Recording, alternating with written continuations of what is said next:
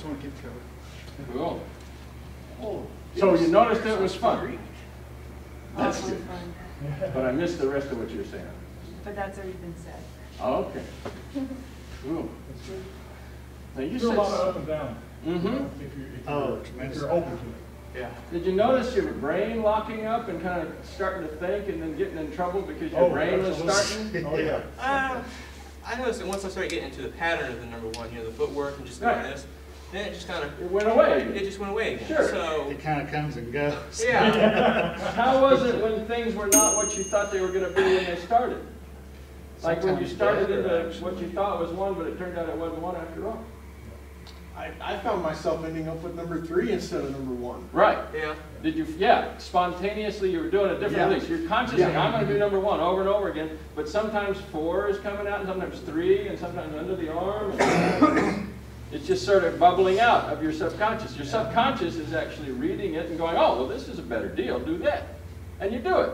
But if you think about it and you start trying to drive that process, and you start trying to organize your activity around your conscious mind, that's when you said, damn, I got to stop thinking, I got to stop thinking, I got to stop thinking, because it was coming too fast. Your conscious mind could not prioritize and adjust.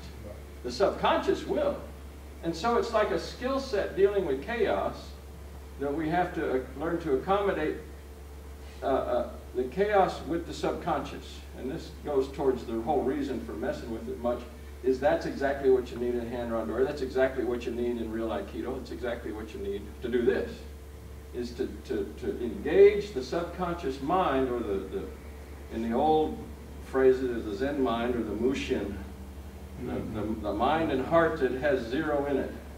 So we got the one that lives in the front part of our brain that goes around driving our car and deciding what we're going to eat for lunch.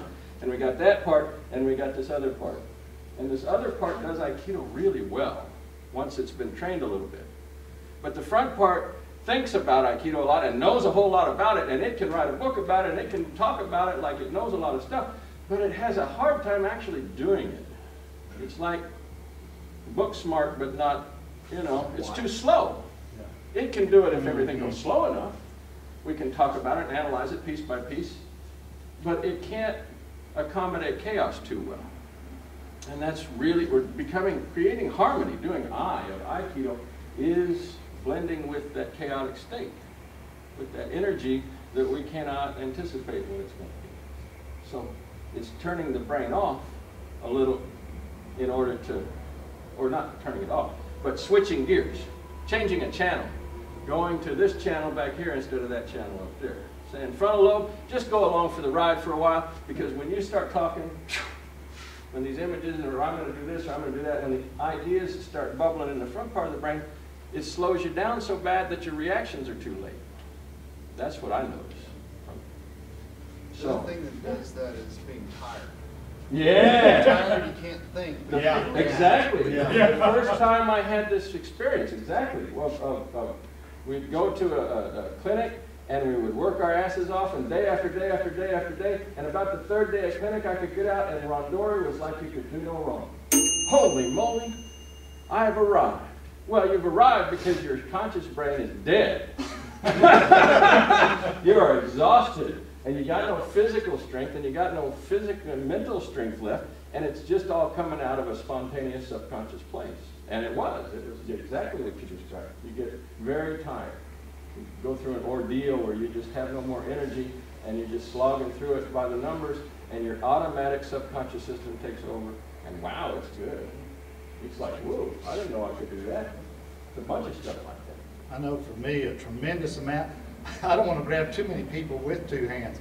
Tremendous amount of rising or falls It's in much rising. worse to uke when they try to triangulate.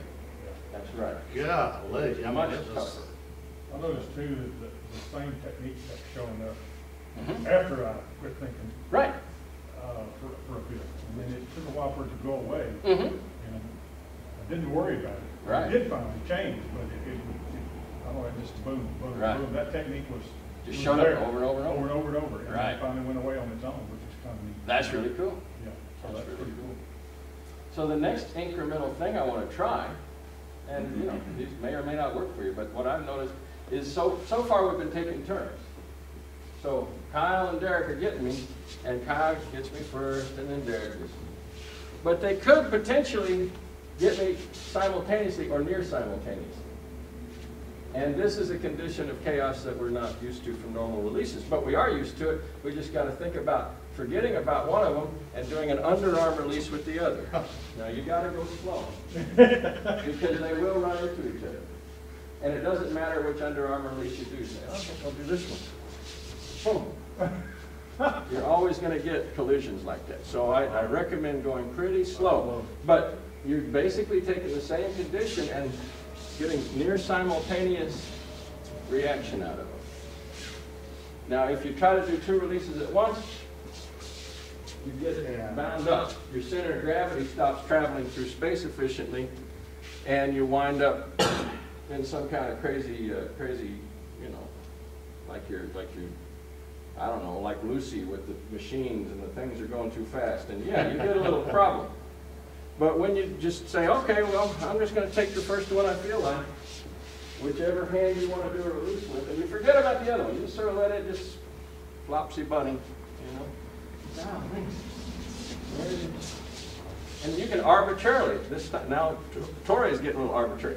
They don't know which one it's going to be. So we're putting a little chaos back into uke now. And we're going to have this collision effect. So it'd go real slow. To start accommodating it. All right? Please, go real slow. Cool. And after a little while, and get used to it, then you can go back to sometimes they're 1 at a time. Sometimes they're 2 at a time. Cool? And by the way, we're dealing, in terms of multiple attack, we're dealing with the tough condition. We're going to step back in a little while and just have people swinging at us and punching at us and doing hand to the face. And that's a lot easier. When you're doing multiple attack, Randori, and you have people holding on to you, that's the worst case scenario. That's when it all gets the worst. Because it drags you into long engagements. Everything in the Randori with many people wants to be a step or 2 to get it done. They have the encounter, make the process, and throw them or lock them or get rid of them to get on to the next person. If you get locked into somebody and you're going for a long time, like 2 or 3 steps like releases make us do, if you can live under those conditions, boy, when they start just swinging at you, it gets a lot easier. Cool? So now we got the 2 people simultaneous or in tandem pretty close to each other. Cool? All right, so let's mix it up again, get somebody I haven't worked with yet.